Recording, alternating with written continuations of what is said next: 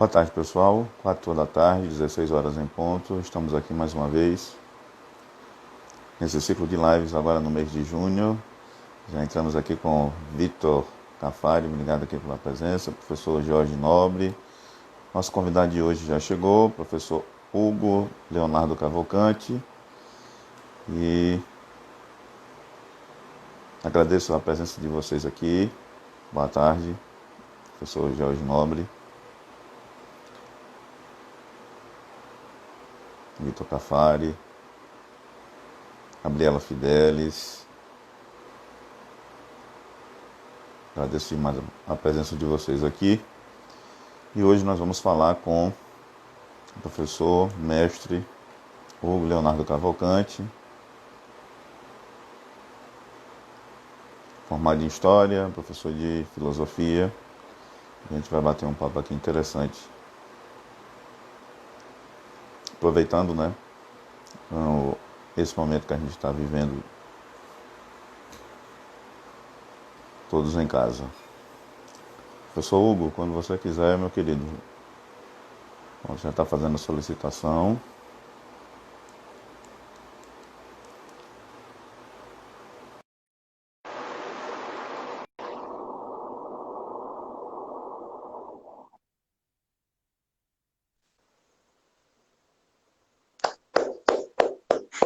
E aí, meu querido, boa tarde, meu irmão. Tudo bem com você? Boa tarde, Kleber. Tudo ótimo.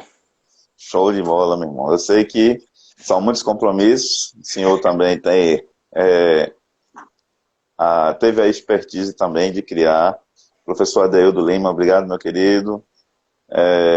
Boa tarde. E boa tarde a todos que estão aqui. Professor Herbert, historiador, que é o nosso convidado de amanhã, às 19 horas, e vai falar sobre um tema muito interessante. E a gente vai discutir, inclusive, um abraço para você também, professor Adeildo de Biologia.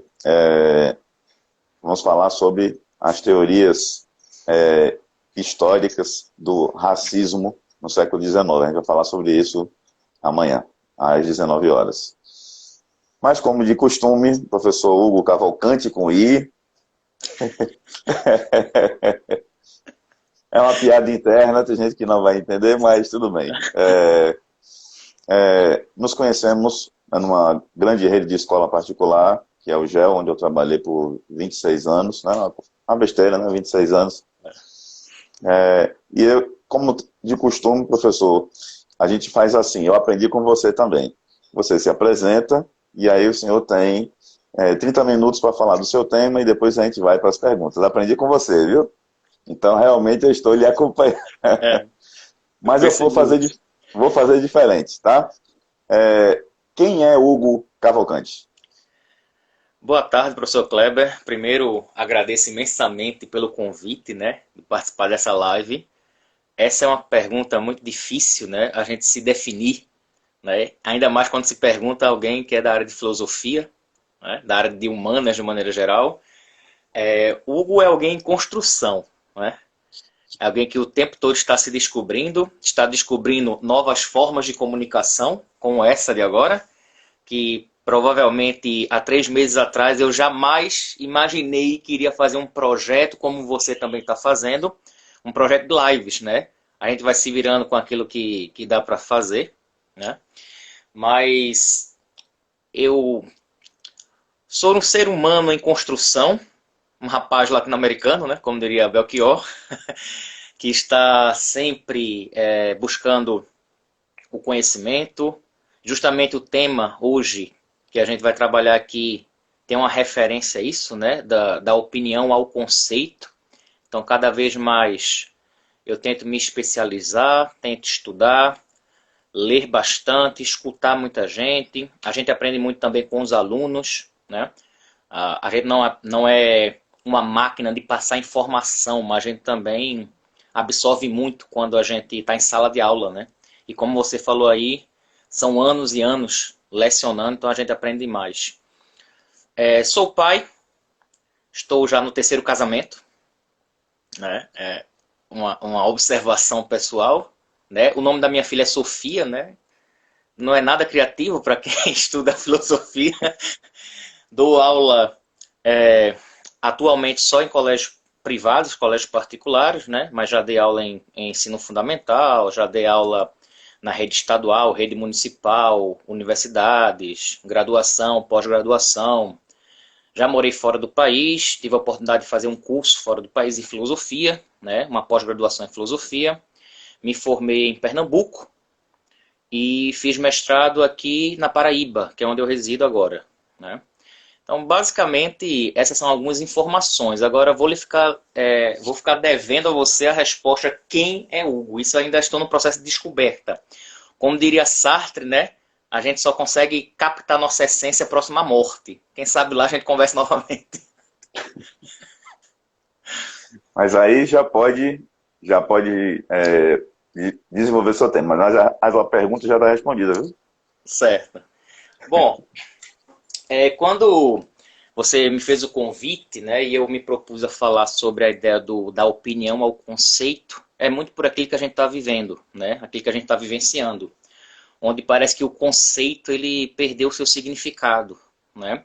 Já na Grécia Antiga, por exemplo, nós tínhamos uma distinção entre o que era a doxa, que era a opinião, e a ideia, né? A ideia era exatamente essa fundamentação, esse conceito, essa busca pelo conhecimento em si, né?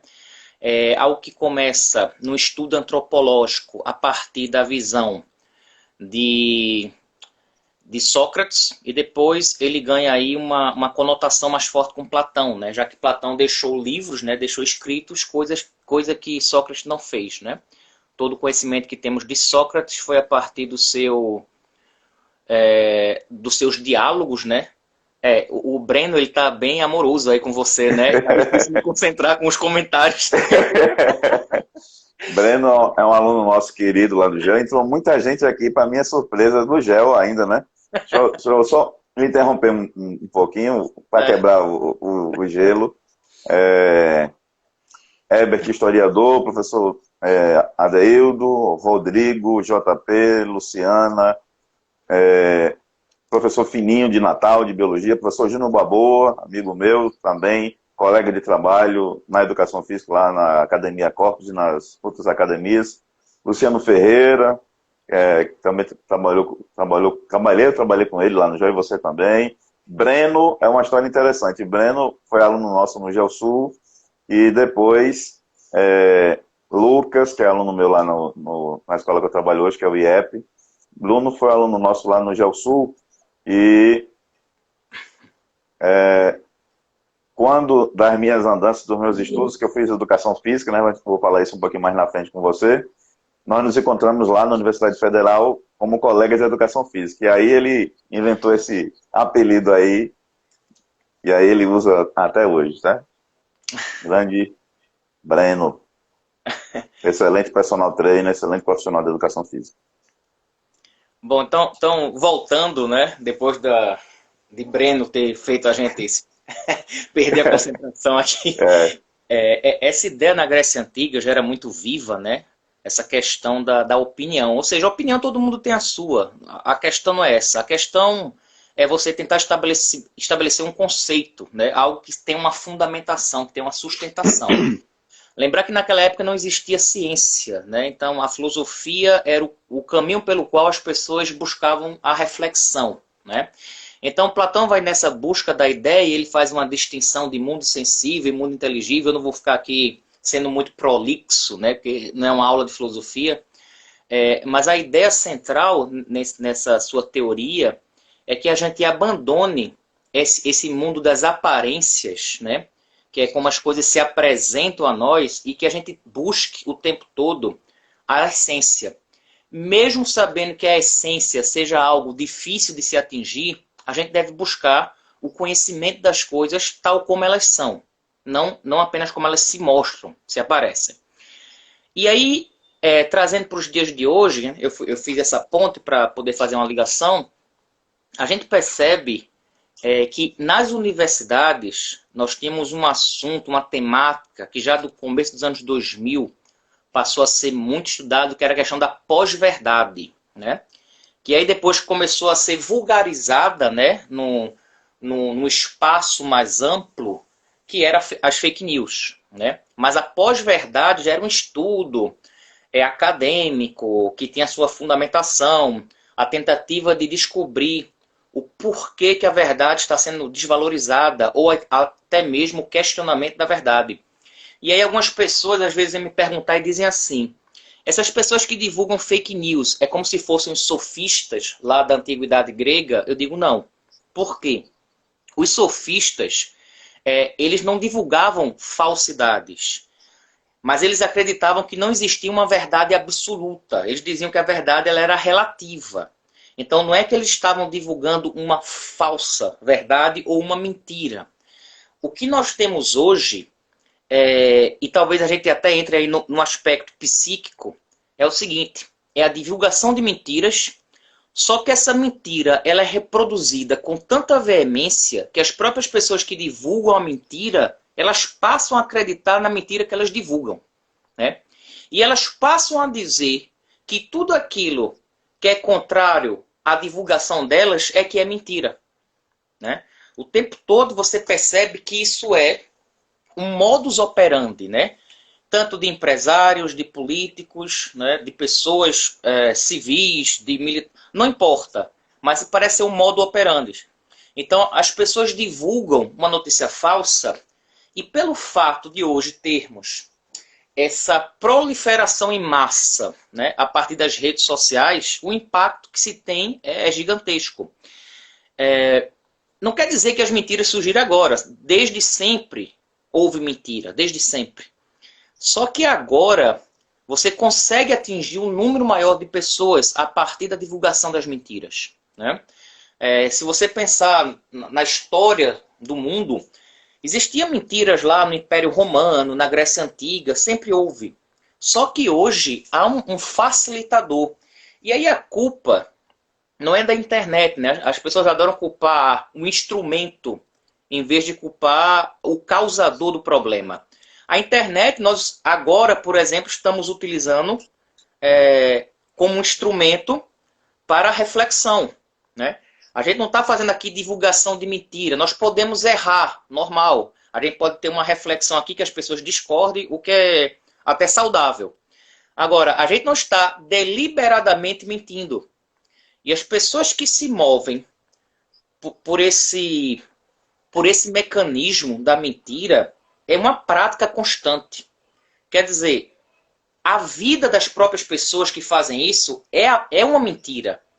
Elas simplesmente não conseguem fugir, eles não têm um espaço de manobra, eles não conseguem atuar fora desse espaço, né? E aí o que acontece? Quando muitas vezes nós temos alguém que mente o tempo todo, a tendência é a gente acreditar que essa pessoa sempre estará mentindo. Então no dia ou no momento que essa pessoa falar algo que seja verdadeiro, é como se a gente tivesse a autorização de desconfiar, de desacreditar nessa pessoa. Porque ao longo do seu trajeto existencial, ela sempre mentiu, né? E por outro lado, as pessoas quando divulgam a mentira, elas têm máquinas, né? E aí se chama de robôs, né? Que ajudam ela na proliferação dessa mentira. Inclusive estamos passando por uma pandemia, você lembrou bem aí, em casa. Você deixou isso muito bem claro quando você abriu a live, você falou assim, em casa, estamos em casa, né? E as pessoas estão começando não, né? Já desde o começo da Covid, começaram a divulgar notícias falsas sobre cura. E você da área da saúde, você sabe muito bem disso, né? Falando de remédios que curavam sem curar, falando que o isolamento social não seria importante, falando que não é uma... E hoje o que eu percebo, Kleber, é o seguinte, que as pessoas, elas estão... foi atingido um nível de sensibilidade tão grande nelas, que elas estão reclusas por tanto tempo, que elas estão até admitindo a possibilidade de voltar a trabalhar. O argumento que eu mais escuto é esse, dizem assim, eu não aguento mais. Quando você fala que você não aguenta mais, você está tendo uma atitude personalista. Ou seja, você só está pensando em você, né? Então, há esse discurso também, desde o começo, de dizer assim, não, eu tenho uma resistência, eu tenho uma imunidade boa. Isso mostra que você não tem nenhum senso de coletividade, Tem um histórico de atleta, né? Tem umas pessoas que têm um histórico de atleta, é incrível, né? Quando, na verdade, atletas contraíram a doença, né? Um jogador profissional da Juventus, chamado Dybala, argentino, ele contraiu e ele disse que era uma sensação terrível, ele sentia dores no corpo, ele passou 2 dias afastado do treinamento. Então, assim, as pessoas começaram a questionar a própria ciência, né? Inclusive, infelizmente, eu vi um médico, né, dizer que os resultados estavam sendo mais a menos e que esse isolamento ia acabar em junho. Ele falou isso no dia 30 no último dia do mês ele falou isso. 30 de junho. Então, na cabeça dele, naquele dia ia acabar e no dia seguinte ia voltar tudo ao normal. E as pessoas estão confundindo um desejo... Como num passo de mágica, né? Elas estão confundindo um desejo pessoal com aquilo que é ciência. É óbvio que o que eu queria era que nem tivesse começado essa pandemia. Eu queria estar indo para a escola, queria estar indo para bar, para praia, viajar. Eu adoro viajar. Só que quando você se posiciona a partir de estudos científicos e diz não é a hora de voltar, as pessoas começam a achar que você é relaxado, que você é preguiçoso, que está boa a sua situação. Não está bom para ninguém. Essa situação não é boa para absolutamente ninguém. É óbvio que a gente queria estar dentro de uma sala de aula. A gente ama fazer isso. Você, além disso, você também é personal. Você também trabalha em academia. Certeza você queria estar lá malhando na academia, instruindo os seus alunos. Isso é óbvio. Então, quando a gente se posiciona assim, a gente está se posicionando a partir de um conceito, a partir de um fundamento, que é a ciência. Em quem eu vou acreditar quando o assunto é uma pandemia? Eu não posso acreditar, sei lá, num engenheiro, num gari. Eu vou acreditar nas pessoas que estudaram aquilo a vida inteira. Por exemplo, se eu estou num colégio e falam da pandemia, o professor que eu vou procurar é um professor de biologia, porque dentro daquelas possibilidades é aquele que mais estudou o assunto. Então é ele que vai saber mais que qualquer outro professor de outra área. Eu vou escutar médicos, eu vou escutar infectologistas, eu vou escutar cientistas, que são pessoas que passaram a vida inteira estudando aquilo. Então são elas as mais capacitadas de orientar a nossa sociedade. Teve uma coisa agora que aconteceu, que foi essa enquete para o Enem, para saber quando deveria ser feito o Enem. Eu achei isso absurdo.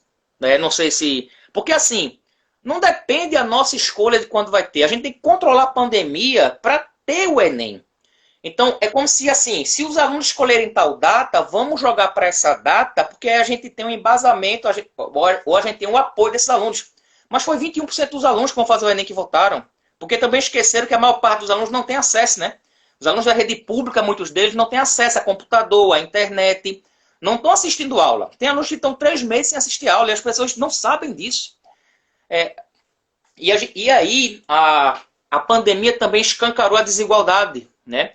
Ainda bem que nós temos essa condição, essa possibilidade de fazer uma live, de falar, de ter aula remota. Mas tem muito aluno aí sem ter condições. E se você parar para pensar bem sobre a educação, não você, Kleber, mas as pessoas que estão assistindo depois podem assistir, essa condição é uma realidade de muita gente há muito tempo. No norte do país, pessoas têm que atravessar rios, demora 3, 4 horas para chegar na escola e volta no mesmo percurso. Quer dizer, deveria se aproveitar esse momento para perceber a crise educacional que se instalou no país desde sempre, né? Darcy Ribeiro tem uma frase, né? Ele que era um sociólogo, foi senador da República, que ele dizia assim: a falta de investimento em educação no Brasil é um projeto. Quer dizer, não há um projeto de investimento, há um projeto de não investimento. Por quê? Porque aí as pessoas só vão ficar com opinião. As pessoas elas não vão ter o conceito, o conhecimento, o senso crítico. Então é muito mais fácil você manipular as pessoas quando elas não têm essa capacidade reflexiva. Não é à toa que vários governantes, tanto lá na época da ditadura, como hoje em dia, por exemplo, atacam a filosofia, atacam a sociologia, atacam as ciências humanas de uma maneira geral. Porque elas vão possibilitar os indivíduos a terem um pensamento reflexivo, um pensamento crítico. Vou te dar um exemplo. Inclusive, vou lhe interromper, porque é bom que se registre isso. todas as pesquisas, todos os estudos referentes à área de humanas, segundo o mandatário do Palácio do Planalto, foram cortadas todas as demandas dessa área, e isso tem um propósito, Hugo. Isso não é à toa, isso não é de graça. Quando você quer fazer uma piada no meio acadêmico, que eu acho horrorosa essa piada, ou até mesmo entre colegas nossos na nossa profissão, fulano é de humanas. Então tudo isso tem uma estruturação, e é daí que vem a história do discurso de ódio, porque as perguntas já estão chegando, a gente vai falar já sobre isso, né? E hoje parece que é moda, inclusive, se falar em antirracismo, que é o que a gente vai falar amanhã com o professor Herbert. Mas continue, só para marcar que realmente até pesquisas, os estudos estão suspensos. Não existe apoio financeiro para isso. Isso. Queria até mandar um abraço para o professor Herbert, porque eu não conheço pessoalmente, mas a gente de vez em quando se comunica pelas redes sociais, né, pelo Instagram. A gente de vez em quando dialoga. Queria mandar um abraço para ele, eu acompanho ele, o canal dele, muito bacana o trabalho que ele vem fazendo. E esse processo que você fala, Kleber... Ex-aluno meu também, viu? É mesmo, é? Kleber, a idade tá não está sendo cruel com você, viu? Você está bem conservado. Que bom. Esse processo de desconstrução é muito importante, Kleber. Do mesmo jeito que acontece, claro, em proporções totalmente diferentes, mas essas piadas que acontecem com quem é de humanas, acontece de uma maneira muito mais violenta com quem é negro, com quem é mulher, com quem é da comunidade LGBT. Então essas pessoas sofrem esse preconceito a vida inteira. A gente tem mais de 3.000 anos de misoginia. A gente foi construído na base do racismo do trabalho escravocrata. Não vou entrar muito nesse assunto, que aí o professor Herbert vai tratar amanhã. Inclusive tem um comentário aqui de Felipe dizendo assim, desculpe lhe interromper, é uma pena essa desvalorização cultural das ciências humanas. Não é só para marcar, pontuar. O Felipe foi meu aluno, é um menino brilhante. Inclusive, para você ver, nós temos ideias divergentes, mas a gente sempre se respeitou. Ele tem um pensamento, uma ideologia diferente da minha, mas ele sempre vinha me perguntar. Eu indicava para ele livros daquilo que ele gostava de ler, mas também dizia que é importante ele ler outras vertentes, até para você poder argumentar, né? Você não pode argumentar sobre algo que você não tem conhecimento, né? Nunca. Eu tenho... por exemplo, ele tem uma posição ideológica e a minha é outra. Então eu dizia a ele, olha, nessa tua posição aí, tu lê fulano, ciclano, que aí você tem embasamento. Então muitas pessoas, por exemplo, acham que conseguem colher informações apenas com redes sociais. E as redes sociais, elas funcionam muito mais como entretenimento, né? Então, agora nessa pandemia eu estou percebendo que a ideia das lives ela está contribuindo bastante. São muitas lives, Kleber, falando de várias temáticas. Eu estou acompanhando, eu estou fazendo cursos, né? Como eu disse a você.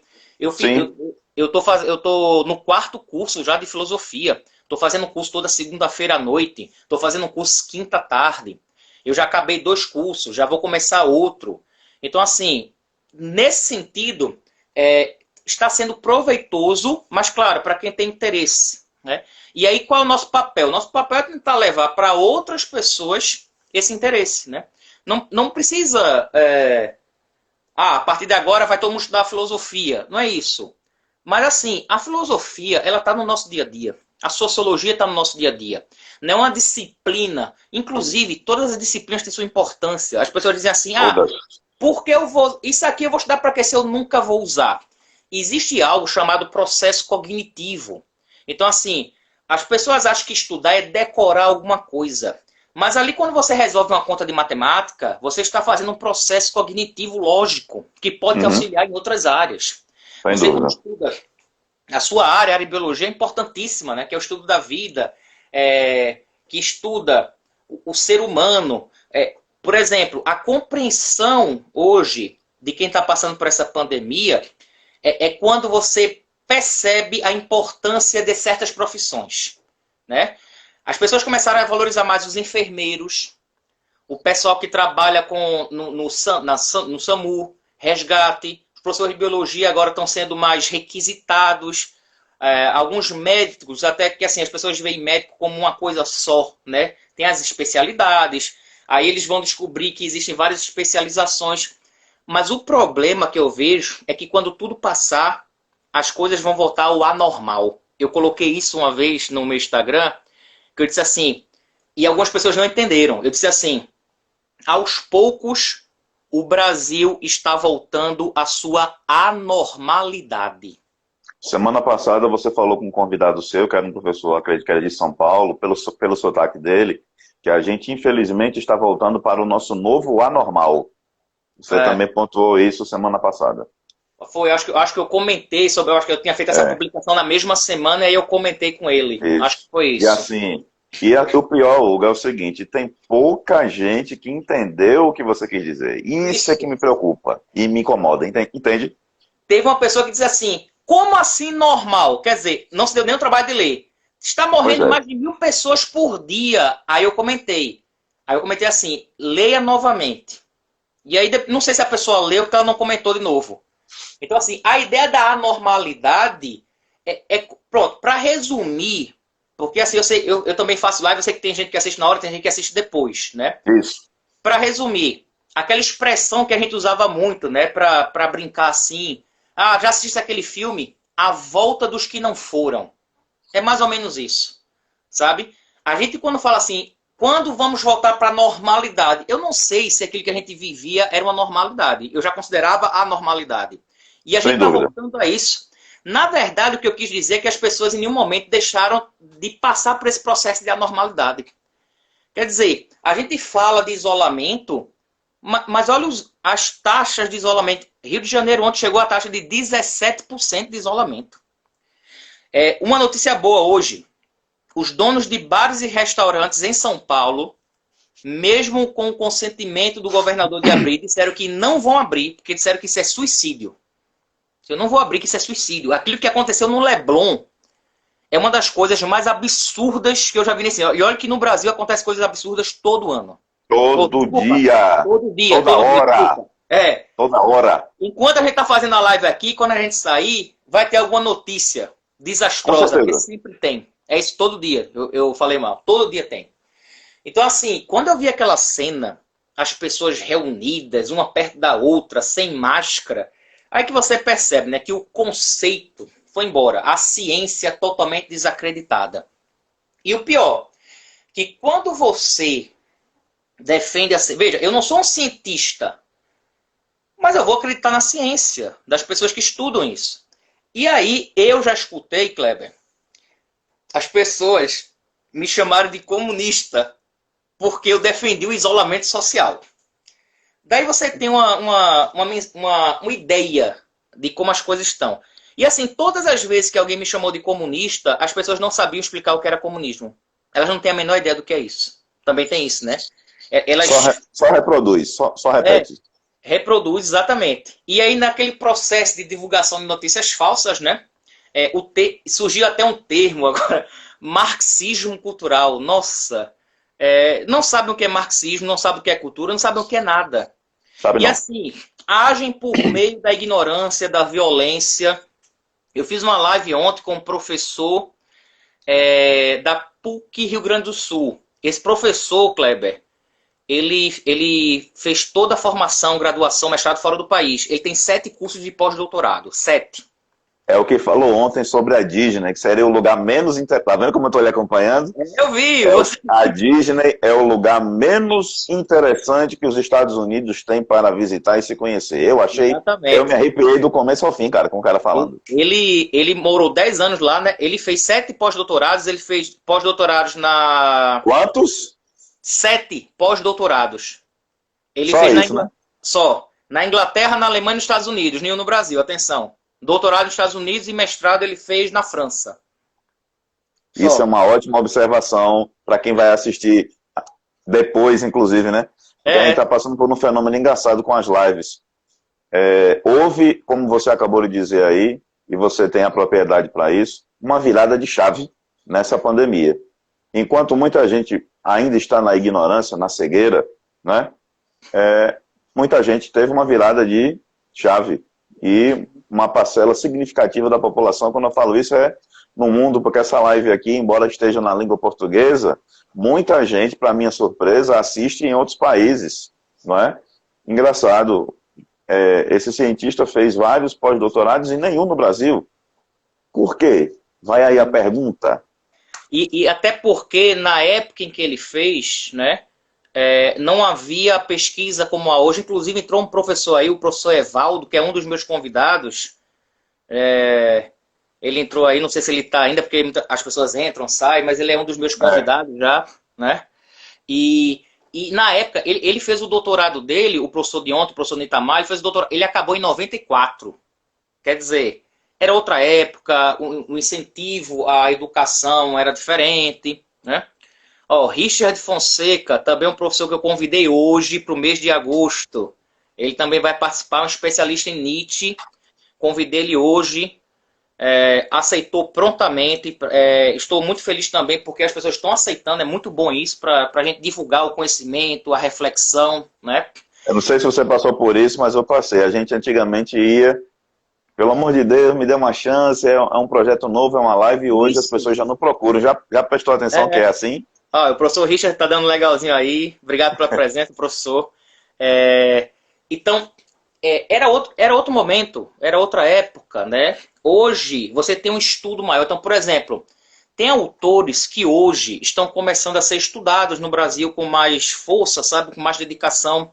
E tem autores, por exemplo, hoje, nas universidades, você tem estudos sobre Nietzsche, Foucault, está crescendo muito. Foucault, adoro. Todos os meus TCCs e as minhas pós tiveram citações desse cidadão que eu respeito e admiro muito. Quando tem alguém que você entrevista que fala sobre ele, que é especialista nele, eu fico assim, ó, vidrado. Inclusive vai ter agora um congresso que é Nietzsche e Foucault. Um Tô congresso, dentro. Depois eu vou até lhe enviar o link para você fazer Eu quero sim. É R$ 10 o curso, 10. São Tô dentro já. 5 dias de encontro, manhã, tarde e noite. É do dia 20 a 24 de julho.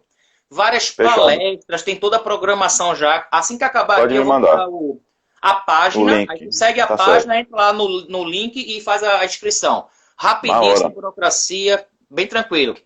Inclusive vai ter um professor que foi o que abriu o meu projeto de lives, que é o Gerson Oliveira, que é um especialista em Nietzsche. E tem mais 2 professores que vão participar agora em julho, que é o Hernani Chaves, que é um especialista em Nietzsche, e também tem estudado muito Foucault, e a Regiane Colares, né? Todos eles doutores, todos aceitaram, muito interessante. E aí, voltando para essa questão do investimento em educação, que ele é bem... Ele vinha ganhando um espaço muito grande na área de humanas, né? E que agora está sendo perseguido. Então, mas tem autores aqui que você vai trabalhar que o grande público não sabe, ou que é muito pouco estudado. Às vezes os autores não têm tradução no país. Então tem autores que o livro você tem que ler na língua original. Você tem que ler o francês, o alemão, o inglês, porque senão você não tem conhecimento do autor. Outra coisa importante é que as traduções começaram a ficar muito melhores. As traduções antes eram muito ruins, muito fracas. E hoje a gente já começa a ter traduções assim que são mais confiáveis. Por quê? Porque as traduções elas estão sendo feitas pelos professores. Porque uma coisa é eu pegar um livro de filosofia em alemão e dar para uma pessoa que não é da área de filosofia, mas sabe alemão, traduzir. Vai ter termos, por exemplo, que não tem tradução para o português. Então aí a pessoa bota um termo mais próximo. Mas quando ela conhece o filósofo, ela sabe o que ele quer dizer. E aí uma palavra pode alterar completamente o contexto de uma frase. Mudar completamente. Né? Então isso tem sido melhorado com o tempo. Né? A gente está tendo um acesso maior, apesar da perseguição que estamos tendo agora. Né? Vamos ver até onde vai isso. Né? Porque pensar, para muita gente, é perigoso. O pensamento reflexivo, para muita gente, é um risco. Imagine se eu desse condições para, por exemplo, as pessoas que estudam nas escolas tivessem acesso ao ensino crítico desde sempre. Né? Uma vez estava vendo o telejornal e colocaram assim, estão pretendendo colocar ensino religioso nas escolas. E aí eu pensei, ensino religioso vai ser maravilhoso. Quer dizer, vão ensinar lá os politeísmos, a mitologia grega, nórdica, céltica, as religiões animistas, vão ensinar a mitologia as religiões afro, né? Falar do cristianismo, do judaísmo, do islamismo, falar das religiões orientais, budismo, shintoísmo, hinduísmo. Vai ser ótimo, né? Claro que eu pensei isso ironicamente, porque não é claro. isso. O projeto não é esse. O projeto é colocar um representante religioso dentro da sala de aula para pregar, para fazer um culto na sala de aula.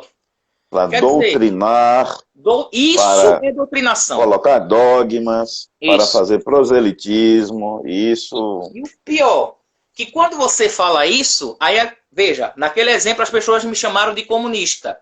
Quando eu falo isso, elas vão me chamar de quê agora? Ateu. Ateu. Satânico, não é? Isso. Porque assim, não sabem separar. Eu não estou fazendo aqui uma crítica à religião A ou B. O que eu estou falando é que se há uma proposta de ensino religioso, então vamos ensinar a religião. De fato. A religião. Eu ainda vou mais longe. Foi o tema que eu falei ontem com o Tchai, Evandro, professor de biologia também. O tema da gente ontem foi sobre a espiritualidade na pandemia.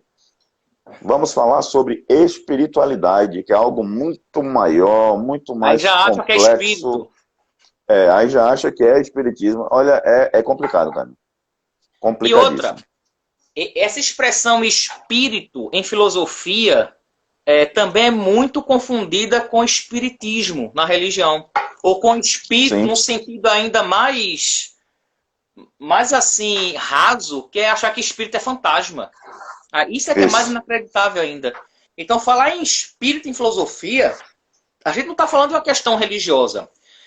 Quando o Brandão falou ontem em espiritualidade, é algo muito mais amplo. Né? Você pode até ter espiritualidade e não ter religião. As pessoas acham que, por exemplo, ter fé é algo que você acredita. Às vezes você pode ter fé no seu time. Fé em que alguma coisa vai dar certo. Você estudar, por exemplo, o que é hierofania, que é a manifestação do sagrado. Né? Então, estudar isso eu acho que seria importantíssimo. Estudar outras coisas, Kleber, que a gente só aprende na vida levando pancada. Por exemplo, noções introdutórias do direito, economia, o básico, sabe? Tipo, o que é um imposto? A gente sabe qual é o imposto quando a gente vai pagar. Outra coisa que deveria ser estudado, como é que você deve construir ou constituir uma família. Né? Você falou, eu já vou no meu terceiro casamento, eu vou no segundo, entendeu? E assim, e as pessoas ainda tratam a mim e a você, que já vamos numa outra relação, em uma outra constituição de família. Família também é um tema muito polêmico. Eu vou deixar esse tema para falar por último, em dezembro. Eu vou trazer uma pessoa especial, uma não. Eu vou estar contando a surpresa aqui, mas tudo bem. Vou chamar algumas pessoas para participarem da live, num outro formato, para discutir uma coisa muito interessante, que é família. Porque, olha só, muitas famílias estão se destruindo nessa quarentena. Muitas, Hugo. Muitas. E muitas estão se reencontrando em casa, na quarentena. Ontem o professor Tchai falou sobre isso. Né? Opa, que legal, né? Eu tenho um filho, né? Então a responsabilidade de educar não é do professor. Né? Eu achei muito interessante isso, e já vou lhe interromper para começar as perguntas, que já chegaram. Certo. Porque eu não gosto muito da expressão, não sei se você gosta, se você concorda, que a gente não combinou isso, educador. Eu falei isso com ele ontem. Educador é o porteiro do seu prédio, do seu condomínio, o gari, que hoje não era, mas hoje é considerado de fato de direito um serviço essencial e ninguém pensava nele, né? Se pensava no mau cheiro, na sujeira, de se livrar daquilo, e hoje ele é um serviço essencial, como de fato e de direito é. Mas quem é responsável por educar, a mim, a você, nós somos educados todos os dias por todas as pessoas de áreas diferentes, com conhecimentos diferentes e experiências de vida diferentes. Então, eu não passei 6 anos numa universidade, você também não, e depois em outras, para educar. Educar é algo, é um processo. Eu sou credenciado por uma universidade para trabalhar o despertar dos meninos para a ciência. No meu caso, a biologia. Despertar. Despertar é um processo muito doloroso, porque, como dizem os filósofos, o abrir os olhos, o sair da caverna, como diz o próprio mito da caverna, o que ele viu lá fora chocou tanto ele em relação ao mundo que ele vivia, que ele preferiu voltar para a caverna. Eu não consigo... Tem gente que está hoje com um recurso desse ilimitado, que é a internet, o que quer voltar para a caverna, quer dizer que a Terra é plana. A Terra é plana. É difícil. É uma gripezinha. Eu tenho um histórico de atleta, entendeu? Vamos lá para a primeira pergunta. Tá bem. É interessante. Diz assim, ó. A filosofia é um campo do conhecimento que estuda a existência humana e o saber por meio da análise racional. Do grego, o termo filosofia significa amor ao conhecimento. Amor ao conhecimento. Professor Hugo, de onde vem esse discurso de ódio? Veja, provavelmente da falta de conhecimento, né? Se a gente for fazer uma análise, porque assim, nós passamos por dois processos. Um processo de animalização, porque nós somos, como diria Aristóteles, né? Animales rationales, somos animais Sim. como os outros, mas possuímos razão. Mas o problema está no uso que a gente faz da razão. E por isso o que acontece é que, ao viver em sociedade, são estabelecidas normas, regras, para a gente seguir. Porque senão, o instinto animal ele vai falar mais alto que a razão. E também passamos por um processo de objetificação. Quando você falou aí da questão do gari, por que o gari nunca foi notado? Porque você quer eficiência e eficácia. Não só o gari, o garçom e às vezes professores, outras profissões. Se você fizer aquilo que é exigido pelo outro com eficiência e eficácia, você faz bem. Então você está fazendo ali o seu papel. E o pior é que sempre nos veem pela profissão que nós temos. E não por aquilo que eu sou. Então quando eu digo assim, tu faz o que da vida? A tua resposta não deveria ser, eu sou professor. A tua resposta deveria ser, eu sou um ser humano que durmo, me alimento, bebo, sou casado, saio. Eu faço várias coisas da minha vida. Mas a pergunta, no fundo, ela te limita à tua profissão. Ou seja, tu és visto como alguém que vai servir aos outros. Quando você sai da sala de aula, Kleber, é como se você se desintegrasse. E aí na semana que vem você aparece de novo. Tanto é que se o aluno vê a gente fora do ambiente escolar, ele causa um estranhamento. Vê a gente, por exemplo, com uma roupa que não é aquela que a gente vai trabalhar, numa praia, se a gente vai sem camisa, pronto. Eles olham assim e fazem... Vê isso aqui, isso aqui, ó. Isso, ó. Botou isso e aqui... como eu estava dizendo a Evandro ontem, depois que a gente passa das 20, a gente deixa de contar, né, quantas tem. Mas, assim... e eu fiz questão de fazer as minhas para chocar mesmo. Primeiro porque eu gosto e segundo para que as pessoas vejam. Porque eu não acredito que uma pessoa que faz uma tatuagem para esconder, então não faça. Pois é. Então, essa manifestação de ódio, ela vem muito da falta de uso da razão dentro de um convívio. Sim. Então as pessoas, elas querem, muitas vezes, que as outras pensem como eu penso, que elas acreditem no que eu acredito e que elas façam o que eu faço. Se elas fogem desse espaço, que é o espaço em que eu me sinto confortável, me incomoda. Por que um homofóbico, ou melhor, por que o indivíduo é homofóbico? Sim. Porque ele tem um desejo... Essa era uma pergunta aqui. Você já está respondendo, já está respondendo. Porque ele tem um desejo latente de expressar sua homoafetividade. Só que ele não tem coragem de fazer isso. E a agressividade é algo que está relacionado à sexualidade. Uhum. Então a maneira que ele tem de se aproximar do outro que ele deseja é agredindo. E ele agride porque é a maneira em que ele pode ser aceito pelos seus pares. Os seus pares são os outros que também são homofóbicos. E uma prática da homofobia ou de qualquer outro tipo de preconceito, principalmente a homofobia, é que ela é feita sempre na coletividade. Existe um aspecto de covardia aí, que o indivíduo, quando está só, ele não faz isso. Mas ele precisa dos outros para reconhecerem ele e para protegerem ele. Quando ele está na matilha, ele é Isso, corajoso, né? Como isso, dizia a música de Bezerra da Silva, você com um berro na mão é um bicho feroz. isso, Né? exatamente. Então, essas atitudes, eu acredito que toda atitude preconceituosa é uma atitude covarde. Né? Todas. Todas, sem exceção. E o que a gente deve fazer muito, Kleber, é assumir que nós somos preconceituosos, porque isso é um processo de desconstrução. Nós não fomos educados, nós fomos adestrados ao racismo, à misoginia, nós fomos adestrados.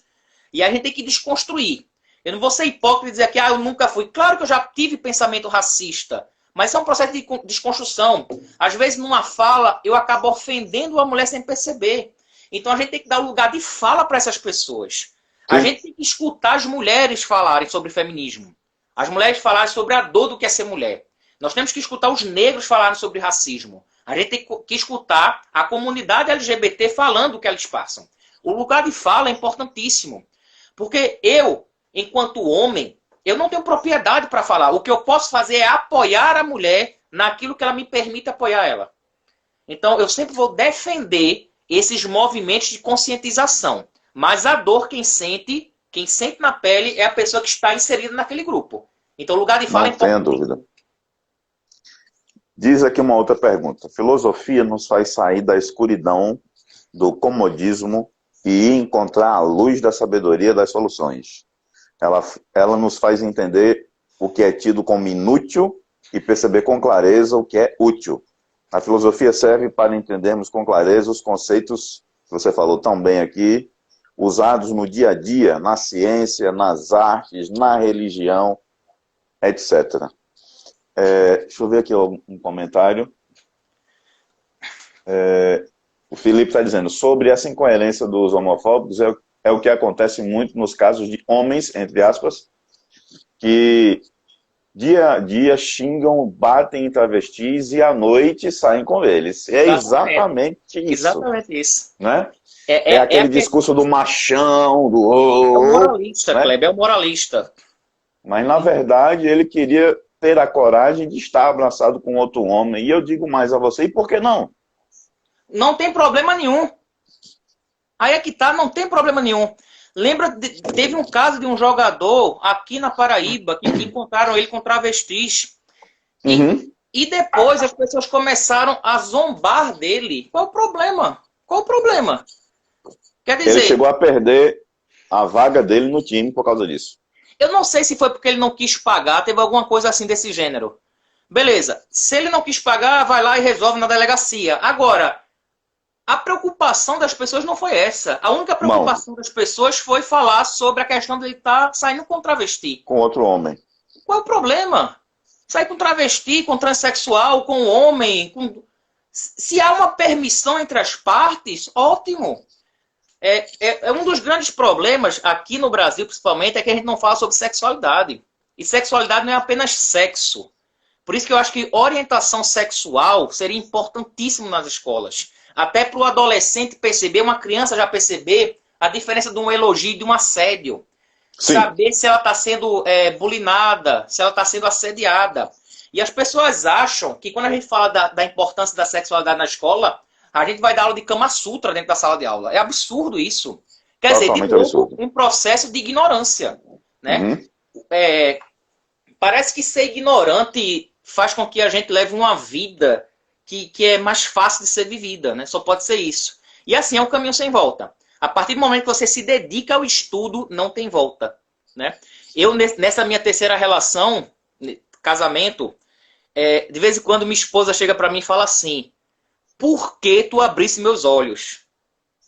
Ela diz que ela fica triste e revoltada todos os dias, porque agora ela começa a perceber muitas coisas que ela não percebia. E ela mudou assim drasticamente, assim como eu mudei ela me muda. Claro, numa relação sempre há essa troca, conhecimento. Sempre. Não é a questão de dizer assim, eu sou professor, abri os olhos dela, eu sou um herói. Tem nada a ver com isso. Não é isso. Nada a ver com isso. Ela me mudou muito também, que é uma pessoa muito madura. Coisas que antes eu fazia, deixei de fazer por conta dela. Então, assim, toda relação claro, sem ser abusiva, porque se tiver numa relação abusiva, saia, porque isso não é relação, é um momento de troca. Então, se eu tenho 10 pós-doutorado e caso com uma pessoa que é analfabeta, ela vai me ensinar. Ela vai me ensinar porque ela tem experiência de vida, ela pode ter coisas que eu nunca parei para pensar, refletir, porque talvez estivesse ocupado demais estudando, e ela, com conhecimento de vida dela, ela vai me ensinar muita coisa. Eu adoro Muita. escutar pessoas mais velhas falando, pessoas do interior, contam histórias, casos, né, algumas mentiras, mas são mentiras que não fazem mal, no sentido de brincadeira É da... um outro tema legal para a gente marcar uma próxima live para falar exatamente sobre isso. Até onde E, é saudável ou até onde é permitido se mentir. Esse é o John, próximo John, tema, viu? John Stuart Mill, inclusive, fala disso, né? Tem um filósofo que ele vai tratar disso, que ele é um dos grandes representantes do liberalismo, né? E ele fala, né? Não tem problema em você mentir, desde que não fira o outro, não agrida o outro, não prejudique o outro. Não prejudicando o outro. Então, se eu tô aqui com você conversando e eu conto uma história que eu pulei de um prédio, pulei por cima de um carro, aí você vai rir, vai acabar mentiroso, né? Aí você ri, é até saudável. Mas aí você mentir, como no caso das fake news, quando você diz que um remédio cura, quando na verdade ele prejudica, aí é gravíssimo, né? Está escrito na própria bula que ele é o principal provocador de arritmias cardíacas desse tamanho lá.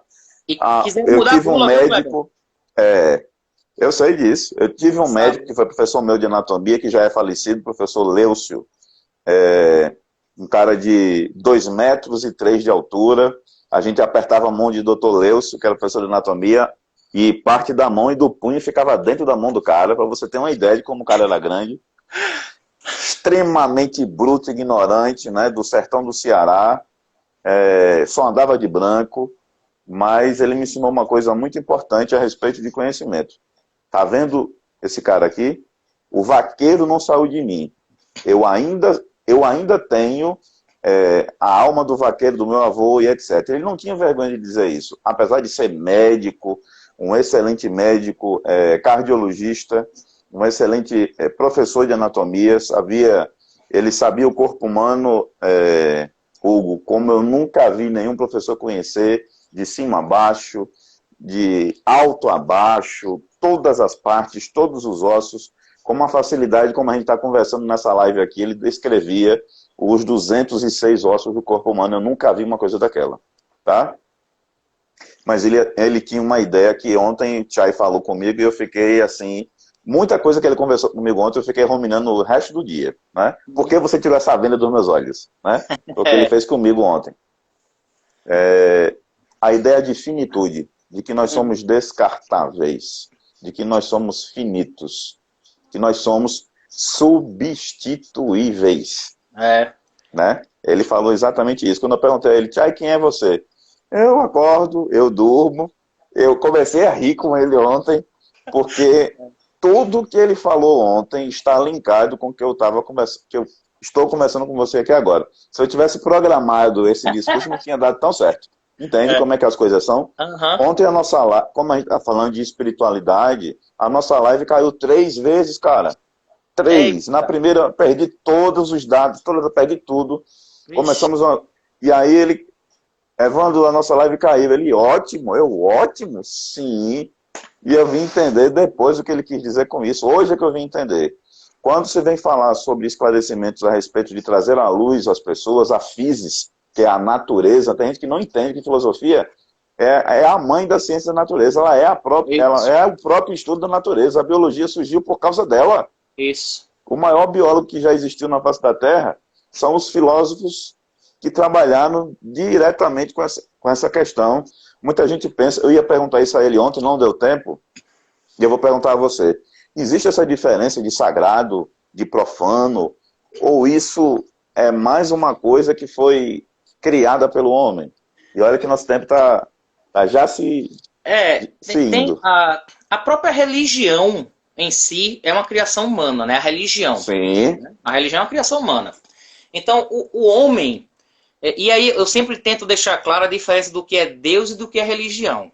Sim. Né? E a distinção do sagrado e do profano é feita pelo homem, né? Agora, é feita pelo homem de um tipo de religião específica. Sim. Assim como lá atrás, quem não era dos domínios romanos eram chamados de bárbaros. E Uhum. foi passado a imagem de bárbaros como pessoas sem educação, grosseiras, né? Não, mas era apenas que estava fora do espaço. Não quer dizer que não tinha estudiosos, não é isso.